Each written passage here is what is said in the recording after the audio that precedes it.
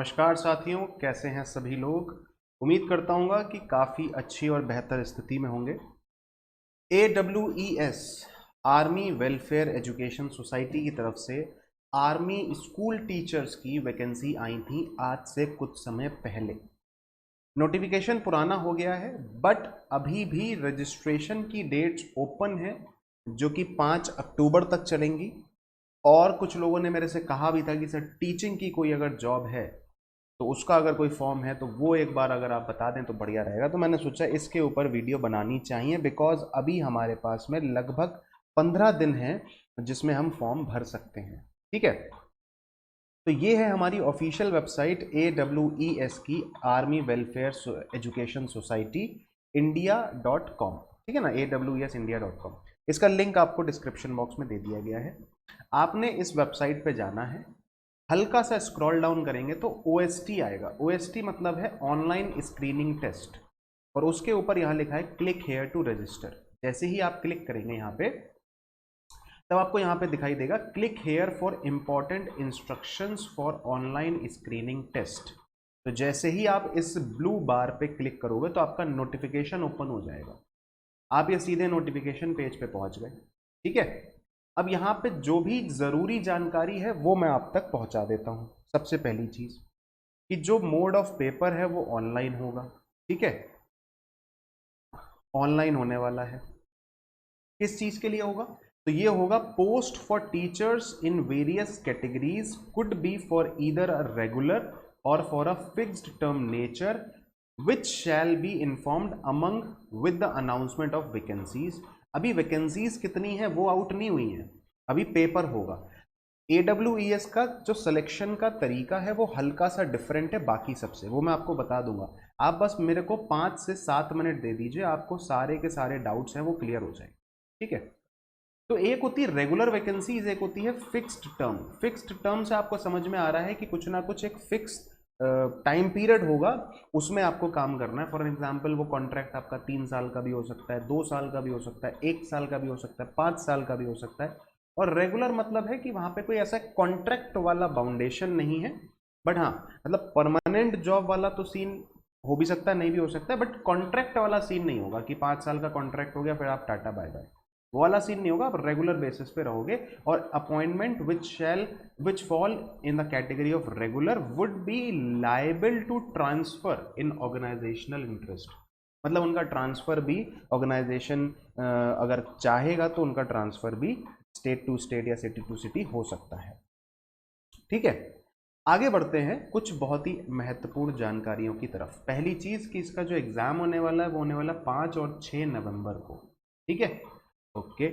यहाँ पे होता क्या है, AWES में क्या होता है कि आपको एक आपसे एक एग्जाम कंडक्ट करवाया जाता है। आप एक एग्जाम देते हो, ठीक है। वो एग्जाम का जो पैटर्न है वो मैं आपको बता दूंगा। इस एग्जाम में आपका एक स्कोर आता है, ठीक है। वो स्कोर कार्ड आपको दे दिया जाता है। अगर आप उसमें पास होते हैं तब आपको एक स्कोर कार्ड मिल जाएगा, या आप कह सकते हैं आपको एक सर्टिफिकेट मिल जाएगा। ठीक है ना, कि आपने AWES का एग्जाम क्लियर किया है, आपको एक सर्टिफिकेट मिल गया। अब APS स्कूल्स होते हैं ना, आर्मी पब्लिक स्कूल्स, वो अलग अलग आर्मी पब्लिक स्कूल की वैकेंसीज आउट होती हैं। आपको क्या करना है, उनकी वेबसाइट पे जाना है रेगुलर बेसिस पे और ये देखना है कि उनकी वैकेंसीज आउट तो नहीं हुई है। और जिस भी APS की वैकेंसी आउट हुई है, अगर वहां पे आप चाहते हैं अप्लाई करना तो आप अप्लाई कर सकते हैं। आपको ये अपना सर्टिफिकेट दिखाना होगा और वहां पे आपका एक इंटरव्यू होगा और उस इंटरव्यू के बेसिस पे आपको सिलेक्शन दे दिया जाएगा। May be it may be for regular basis, it may be for fix term, वो डिपेंड करेगा उस टाइम पर। ठीक है ना, कि वो किस टाइप की वैकेंसी थी और आपके इंटरव्यू में क्या रहा। तो प्रोसेस समझ में आ गया कि आपको एग्जाम क्लियर करके अपने पास सर्टिफिकेट हासिल करना है। अब इस सर्टिफिकेट की वैलिडिटी होती है, वो वैलिडिटी आपकी 3 साल की रहती है। इतना क्लियर है? आगे चलते हैं। Holders of score card who want to improve their, अच्छा, तो वहां पे आपके पास चांस होता है कि आपके मान लेते हैं फॉर एन एग्जाम्पल 200 मार्क्स का पेपर था और आपके मार्क्स आए हैं उसमें 120। आप चाहते हो कि इंप्रूव करें तो आप फिर से अगले साल अगर फॉर्म आता है तो अगले साल फिर से दे दीजिए। और मान लेते हैं अगले साल आपने दिया उसमें आए 110, तो इसको नहीं ट्रीट करेंगे, इसी को ट्रीट करेंगे। वो सर्टिफिकेट उसी को ट्रीट, वही वाले सर्टिफिकेट को ट्रीट किया जाता है जिसमें ज़्यादा मार्क्स हो। तो परेशान मत होना कि अगर मैंने इंप्रूवमेंट के लिए दिया और मेरे मार्क्स कम आ गए। तो हाँ, इसमें अगर 140 आ गए तो अच्छी बात है। तो इम्प्रूवमेंट के भी आपके पास मतलब ऑप्शन होता है, वो भी आप उसको कैरी फॉरवर्ड ले सकते हो। अब जो वैकेंसीज निकली हैं वो किसके लिए निकली हैं? वो निकली हैं पीआरटी के लिए, वो निकली हैं टीजीटी के लिए, और वो निकली हैं पीजीटी के लिए। पीआरटी आपको पता है प्राइमरी टीचर्स होते हैं, टीजीटी मतलब ट्रेंड ग्रेजुएट टीचर्स होते हैं, और ये होता है पोस्ट ग्रेजुएट टीचर। ठीक है, आगे बढ़ते हैं। स्टेज 1 आपको समझ में आ गया, ऑनलाइन स्क्रीनिंग टेस्ट है। यहाँ लिखा है those who appear in the examination will be given a score card which shall be valid for life period the candidate pick up for teaching within 3 years। ठीक है, from the date of the passing of the online screening test in any CBSE affiliated school for a continuous duration or at least 1 year। तो at least 1 year मतलब वो fixed term वाला हो गया, और continuous duration मतलब वो regular हो गया। Scorecard may be will make a candidate eligible to appear for a remaining stage of selection process. In addition to fresh candidate, the following may appear। तो वो आपकी जो चीजें हैं वो है। ठीक है, आपका इंटरव्यू होगा, and then call for interview by the selection board. ठीक है, एंड देन फिर इवेल्युएशन। एक टीचिंग स्किल और कंप्यूटर प्रोफिशिएंसी उन लोगों के लिए होती है जो लैंग्वेज टीचर्स होते हैं। लैंग्वेज टीचर्स मतलब समझ जाओ इंग्लिश, हिंदी, कंप्यूटर्स, है ना। तो जो लैंग्वेज, जो सब्जेक्ट्स लैंग्वेज वाले होते हैं, जैसे इंग्लिश लैंग्वेज है, इंग्लिश कोई सब्जेक्ट नहीं है, इंग्लिश एक लैंग्वेज है, तो उसके लिए क्या होता है आपका proficiency test, teaching skill test होता है। आगे बढ़ते हैं। अब यहाँ पे आ जाता है आपका कि मिनिमम क्राइटेरिया क्या है जो आपका क्वालिफिकेशन का है। पीजीटी पोस्ट ग्रेजुएट टीचर्स होते हैं, एग्रीगेट 50% मांगा गया पोस्ट ग्रेजुएशन में, और बीएड आपका प्रोफिशिएंसी मतलब आपको बीएड क्लियर होना चाहिए, उसको भी 50%। टीजीटी में 50% और डीएड में भी 50%, पीआरटी में ग्रेजुएशन में 50% और वैसे भी 50%, डीएलएड में या बीएलएड में। ठीक है ना। अब जो पीजीटी है, पीजीटी में एक ऐसी स्ट्रीम है, एक ऐसी स्ट्रीम है, सिर्फ एक, जिसमें आपसे बीएड नहीं मांगा है। बाकी हर जगह बीएड है, बस एक जगह पर बीएड नहीं मांगा है। वो है कि अगर आप कंप्यूटर्स के टीचर बनना चाहते हैं, वो भी पीजीटी में, अगर आप कंप्यूटर्स के टीचर बनना चाहते हैं तो वहां पे आपसे ना तो पोस्ट ग्रेजुएशन मांगा है ना बीएड मांगा है, वहां पे आपसे मांगा है बीटेक। ठीक है ना। तो अगर आप बीटेक सीएसआईटी से हैं तब आप कंप्यूटर्स के लिए अप्लाई कर सकते हैं विदाउट बीएड और पोस्ट ग्रेजुएशन। क्लियर है इतनी बात? आगे बढ़ते हैं। एज का क्राइटेरिया देखो यार, AWES में एज का क्राइटेरिया बहुत अच्छा है, मतलब 40 साल तो फ्रेश कैंडिडेट्स के लिए विदाउट एक्सपीरियंस, और अगर आप एक्सपीरियंस्ड होल्डर हैं मिनिमम 5 साल आपने कहीं पे भी काम किया, अगर 5 साल टीचिंग का, तो आपको 57 साल तक का रिलैक्सेशन दे दिया जाता है अगर एक्सपीरियंस होल्डर है। तो एज का काफ़ी अच्छा रिलैक्सेशन है। एज में मतलब आप आराम से उसको अप्लाई कर सकते हो। ठीक है ना। 5-6 तारीख को आपका एग्ज़ाम होगा, वो तो आपको बता ही दिया है। ठीक है, 200 मार्क्स का पेपर होता है, वो सारी अब मैं बातें बता दूंगा कि पेपर कैसे होना है, क्या होना है। आगे बताते हैं। अच्छा, एक और चीज़ है कि जो आप पेपर देते हो ना, उस पेपर का कितने सही है क्वेश्चन, कितने गलत है, वो तो उसी समय आ जाता है। वो सारी चीज़ चलो मैं आगे बता दूंगा, पहले हम मुद्दे की बात करते हैं। हाँ, देखो टाइमलाइन ये ज़रूरी है। रजिस्ट्रेशन जो थे वो इसके 25 अगस्त से शुरू हुए थे, लेकिन रजिस्ट्रेशन की विंडो बहुत देर तक खुली हुई है, तो 5 अक्टूबर तक का आपके पास अभी भी समय है, आप आराम से इसको भर सकते हैं। एडमिट कार्ड आपके 20 अक्टूबर को आउट हो जाएंगे, एग्जामिनेशन आपका 5 और 6 तारीख को हो जाएगा, और publication of result final score with percentile 20 तारीख को आ जाएगा। मतलब कितना फास्ट प्रोसेस हो रहा है। बस एप्लीकेशन को फिल करने के लिए इन्होंने काफ़ी लंबी विंडो दे दी, मतलब 40 दिन का समय दे दिया, पूरा सितंबर 5 और 5, हाँ 40 दिन का दे दिया। लेकिन उसके बाद पूरे 30 दिन के अंदर सब कुछ कर दिया, एडमिट कार्ड भी निकाल दिया, एग्ज़ाम भी करा दिया, और फिर रिजल्ट भी दे दिया। तो 20 तारीख तक आपके पास में रिजल्ट होगा, उसके बाद आप अप्लाई कर सकते हो जिस भी एपीएस में वैकेंसी निकलेगी। ठीक है, देखो ये है list of APS army public school, ये लिस्ट है क्लस्टर वाइज डिवाइडेड है। तो अलग अलग क्लस्टर के लिए आप जिस भी क्लस्टर में आते हो वहाँ के लिए अप्लाई कर सकते हो, बिकॉज यहाँ पे लैंग्वेज बैरियर एक हो सकता है ना, तो फिर आपको अपने ही क्लस्टर में अप्लाई करना पड़ेगा, राइट। बिकॉज फिर एक रीजनल लैंग्वेज भी होती है, तो वहाँ पे फिर आप कहीं ना कहीं प्रॉब्लम आ सकती है। ठीक है, तो जैसे अगर आप गोपालपुर, गोपालपुर वाला क्लस्टर ये आ गया, ठीक है ना, और ये तो पठानकोट वाला क्लस्टर आ गया। ठीक है, मुझे जो जो शहर के नाम पता हैं वो मैं आपको बता देता हूँ। जैसे कि एक ये आ गया है आपका बरेली का क्लस्टर आ गया। ठीक है, एंड देन फिर ये लखनऊ का क्लस्टर आ गया। ठीक है, तो आपको समझ में आ रहा होगा कि हाँ यार, क्लस्टर वाइज ये सारी चीज़ें डिपेंडेंट हैं, बेस्ड हैं, उसके हिसाब से आपको इनकी वेबसाइट पे जाके, जैसे अगर मान लेते हैं कि दिल्ली कंटोनमेंट वाला क्लस्टर है, तो आपको इन चारों एपीएस की वेबसाइट को देखना पड़ेगा, और इन चारों एपीएस के बारी बारी से। अब अगर दिल्ली कंटोनमेंट में है तो आप अगर लखनऊ जा सकते हैं तो लखनऊ कंटोनमेंट भी देख सकते हो आप, है ना, लखनऊ के ये सब आ जाएंगे, है ना। बरेली भी देख सकते हो आप, उसके बाद आप इलाहाबाद वाला भी देख सकते हो। तो आसपास के जितने शहर हैं इनमें तो कोई दिक्कत नहीं है लैंग्वेज का, हर जगह हिंदी ही चलती है। आगे चलते हैं, मुद्दे की बात करते हैं। ये नहीं, अभी भी काम की चीज़ नहीं है, अभी आगे काम की चीज़। एक मिनट रुको। ये पीजीटी है ना, पीजीटी में मैंने जो आपको बताया था वो मैं आपको बता दे रहा हूँ एक बात। वो मैंने आपको एक बोली थी कि साइंस, सॉरी, कंप्यूटर्स का जो टीचर थे, ये देखो, essential and other qualification less PGT, computer science PGT, information practice PGT, physical education, 2 years of. तो यहाँ पे ऐसा कुछ लिखा नहीं है, ठीक है ना, बट मैं आपको बता दे रहा हूँ जो मैंने इसका पढ़ा था वो ये है कि अगर आप पीजीटी कंप्यूटर साइंस के लिए अप्लाई करना चाहते हो तो आपको बीटेक मांगा गया है, उसमें बीएड की ज़रूरत नहीं है, अगर पीजीटी कंप्यूटर साइंस से आप करना चाहते हैं तो। ठीक है ना, अप्लाई। आगे बढ़ते हैं।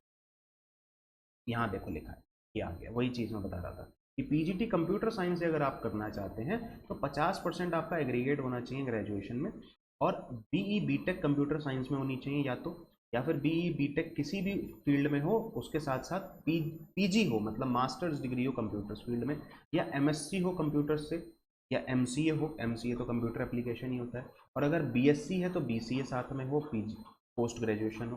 तो ये सब कुछ मतलब कंप्यूटर की फील्ड में अगर आपने मास्टर्स या बीएड की बीटेक की डिग्री हासिल करी है तो फिर आप उसके लिए अप्लाई कर सकते हो। और अगर बीटेक नहीं है तब for subsequent promotion the incumbent will have to acquire BEd or equivalent degree. ठीक है, आगे बढ़ते हैं। यहाँ देखो, इंफॉर्मेटिक्स प्रैक्टिस, इसमें भी बीटेक मांगा गया है, तो अगर पीजीटी इंफॉर्मेटिक प्रैक्टिसेस या फिर कंप्यूटर साइंस के लिए कर रहे हैं तो आप ये दोनों चीज़ के लिए बीएड से मुक्त हो जाएंगे। ठीक है, आगे बढ़ते हैं। बाकी सब में तो मास्टर डिग्री और बीएड ये सब डिमांडेड है ही है। अब हम चलते हैं सीधे एग्जाम के पैटर्न पे कि एग्जाम में क्या आएगा। देखो, ऑनलाइन स्क्रीनिंग टेस्ट में ब्लूप्रिंट ऑफ क्वेश्चन पेपर दिया है। पीआरटी के बारे में पहले डिस्कशन करेंगे कि पीआरटी में आपको क्या क्या चीज़ें आएंगी। 200 मार्क्स का पेपर है, मल्टीपल चॉइस क्वेश्चन है, 3 घंटे का पेपर है, तो समय की कोई कमी नहीं है, समय बहुत है। सबसे पहला पोर्शन आता है बेसिक जीके करंट अफेयर्स का। 10 क्वेश्चन, सॉरी 20 क्वेश्चन रहेंगे, 10% है, तो 20 क्वेश्चन रहेंगे जीके करंट अफेयर्स से। इसमें क्या आएगा, national level current affairs, international event, Indian context में, और ग्लोबल लेवल। ठीक है ना, यहाँ पे क्वेश्चन के हिसाब से भी दे रखा है कि 1 से 8, 9 से 16, 17 से 20, मतलब कितना ही मतलब कितना स्पेसिफाई करके आपको बताया यहाँ पे। ठीक है, सेकंड सेक्शन होगा इसमें, वो उसमें होगा pedagogy, सर्कुलम and education policy matters. उसमें भी 10% है, मतलब 20 question. Pedagogy, foundational and preparation stage, child psychology, inclusive education and RTI NEP. ये कुछ जो पॉलिसीज होती हैं ना एनईपी की, नेशनल एजुकेशनल पॉलिसी, ये सब आपसे पूछा जाएगा। ठीक है, तो ये भी क्वेश्चन वाइज आपको बता रखा है। क्लियर है इतनी बात? आगे बढ़ते हैं।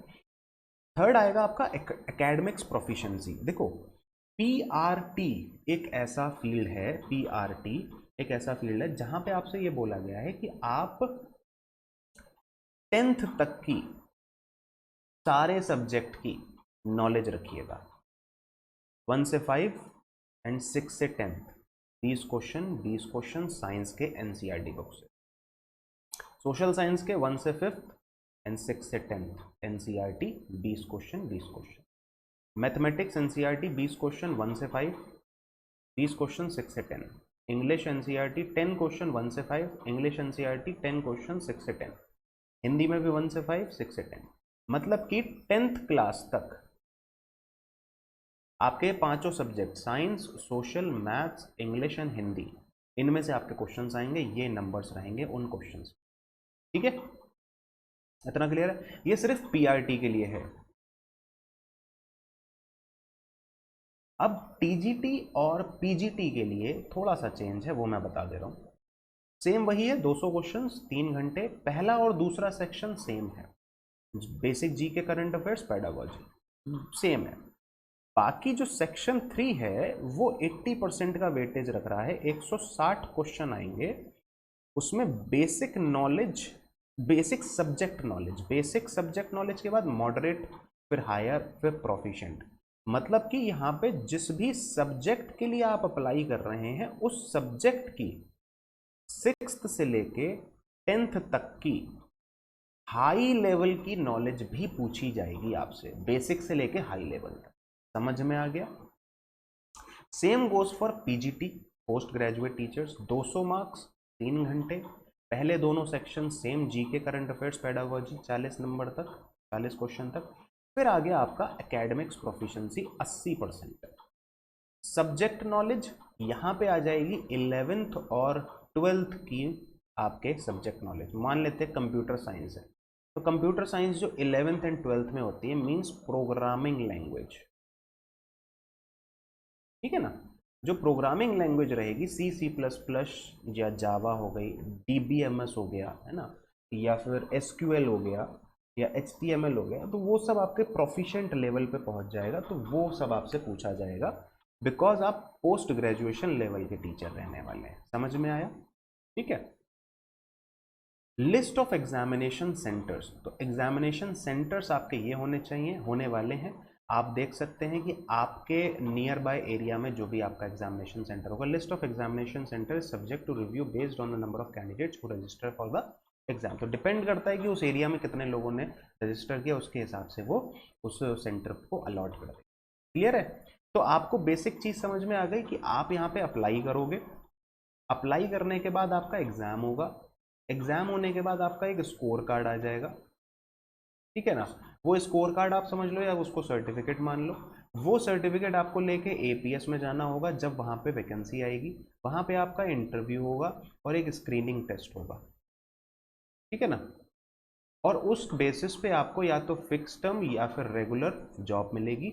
वो जब वैकेंसी निकलेगी तब बता दिया जाएगा कि वो रेगुलर जॉब है या फिक्स टर्म जॉब है। इतना क्लियर है? मींस आप ये समझ लो कि आप जब एग्जाम दे के उसको क्वालिफाई कर लोगे तो आपकी जॉब उस टाइम पर नहीं लगी होगी, आपको आगे भी ट्रैक रखना पड़ेगा कि किस एपीएस में वैकेंसी आई है और फिर मुझे वहां पे जाके अप्लाई करना है। इतना क्लियर है? तो थोड़ा सा अगर इसको कहें तो ये थोड़ा सा सिलेक्शन प्रोसेस अलग टाइप का है, थोड़ा सा हटके है।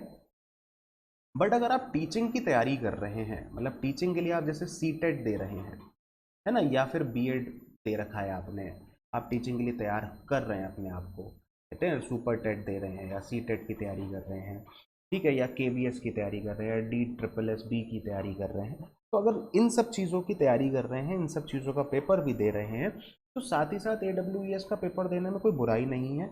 अच्छा, अगर इसके फॉर्म की फ़ीस की बात करें तो फीस है आपकी, एग्जैक्ट फीस तो इस नोटिफिकेशन में नहीं दी है, अगर मैं बात करूं तो मुझे जो बताई गई थी वो बताई गई थी 385 रुपीज़, ठीक है ना। इसमें प्लस माइनस हो सकती है क्योंकि ये ऑथेंटिक, मैं इसको ऑथेंटिक नहीं बोलूँगा, मुझे एक बच्चे ने बताई थी, क्योंकि जब उसने फॉर्म फिल किया होगा तो उसे वहाँ पे बताई गई होगी, तो मैं उसके बेसिस पे आपको बता रहा हूँ 385 रुपीज़। लेकिन इस पूरे के पूरे नोटिफिकेशन में कहीं पे भी फीस का नहीं बोला है, एक जगह बोला है 100 रुपये, वो मैं आपको बता दे रहा हूँ वो क्यों बोला है। एक जगह पे 100 रुपये बोला था, मुझे याद आ रहा है, मैंने कहीं देखा था। वो इसलिए बोला था कि हाँ ये देखो, result will be available on the site for the period of 30 days from the day the final score card with percentile is uploaded. Once the result is removed from the portal, the final scorecard with percentile can be obtained on the special request and on payment of a specific administration charge of 100 rupees। तो अगर आपने 30 दिन के अंदर score card नहीं निकाला या फिर निकाला था वो खो गया आपसे, तो आप दोबारा से स्कोर कार्ड निकलवा सकते हो, लेकिन आपको उसके लिए 100 रुपये देने पड़ेंगे। तो ये 100 रुपये वो हैं, लेकिन फॉर्म अप्लाई करने का भी कुछ पैसा जाता है, वो कितना है वो यहाँ पे कहीं पे भी मेंशन नहीं है। एक बच्चे ने जो हमें बताया वो 385 रुपीज़ बताया है, वो प्लस माइनस हो सकते हैं, 300 भी हो सकता है, 500 भी हो सकता है, बट बहुत ज़्यादा नहीं है, नॉर्मल रेट से, ठीक है। तो ये था पूरा का पूरा एक ओवरव्यू जो कि आपका AWES, ठीक है ना। इस प्रोफाइल से था। अच्छा, अगर इसके लिए आपको अप्लाई करना है तो कैसे कर सकते हो, यहाँ पे लिखा भी है last date of the registration. ठीक है, तो अगर आप अप्लाई करना चाहते हो तो आपको यहाँ पे मूव टू नेक्स्ट स्टेप करना पड़ेगा। और जब आप यहाँ पे क्लिक करोगे तो यहाँ पे कुछ चीज़ें आपको ध्यान में रखनी है, जैसे कि पासपोर्ट साइज फोटो है वो 50 KB और सिग्नेचर जो है वो 50 KB के होने चाहिए। रजिस्टर नाउ पे क्लिक करोगे तो सीधे आप पहुँच जाएंगे। आगे बढ़ो भाई, जल्दी से आओ। आ रहा है, ओपन हो रहा है वो, ठीक है ना, प्रोसेसिंग चल रही है। तो यहाँ पे आपको जो जो डिटेल्स आपसे मांगी जाए वो आपको फिलअप कर देनी है और फॉर्म को कंप्लीट कर लेना है। तो अगर आप टीचिंग की तैयारी कर रहे हो तो मेरे अकॉर्डिंग आप इसको भर सकते हो, ठीक है ना। जैसे कि देखो ओपन हो गया, यहाँ पे अप्लाई फॉर, आप किस फील्ड के लिए करना चाहते हो, फॉर एग्जांपल पीजीटी के लिए करना चाहते हो, सब्जेक्ट कौन सा है आपका, फॉर एग्जांपल आप कंप्यूटर्स के लिए करना चाहते हो, आपने बीटेक कर रखा है, ठीक है ना, यहाँ पे कंप्यूटर साइंस आ गया। ठीक, फिर यहाँ पे फुल नेम प्रीफिक्स आप मिस्टर हो मिसेज हो, नाम डाल दिए, ईमेल एड्रेस, ये सारी चीज़ें जो डिटेल्स आपसे मांगी जाए उन्हें कंटिन्यू करो, फिर आगे बढ़ो। आगे भी कुछ प्रोसेस होगा, उसके हिसाब से आपका पूरा का पूरा रजिस्ट्रेशन हो जाएगा। क्लियर है? तो रजिस्ट्रेशन में अगर कोई दिक्कत आए तो कमेंट सेक्शन में पूछ लीजिएगा। आई थिंक जितनी डिटेल बातें मैं बता सकता था और जो ज़रूरी थी आपको जानना, वो मैंने आपको इस पूरे के पूरे नोटिफिकेशन में बता दी। ठीक है, वीडियो कैसा लगा एक बार यार कमेंट करके ज़रूर बताइएगा, लाइक और शेयर ज़रूर कर दीजिएगा। चैनल को बिना सब्सक्राइब करे नहीं जाना है, so do subscribe the channel also and please share the session. ठीक है ना, आप लोग शेयर नहीं करते हो, प्लीज़ सपोर्ट दिस चैनल। आप शेयर करोगे तभी ये चैनल आगे बढ़ पाएगा, तो please share the session and subscribe the channel.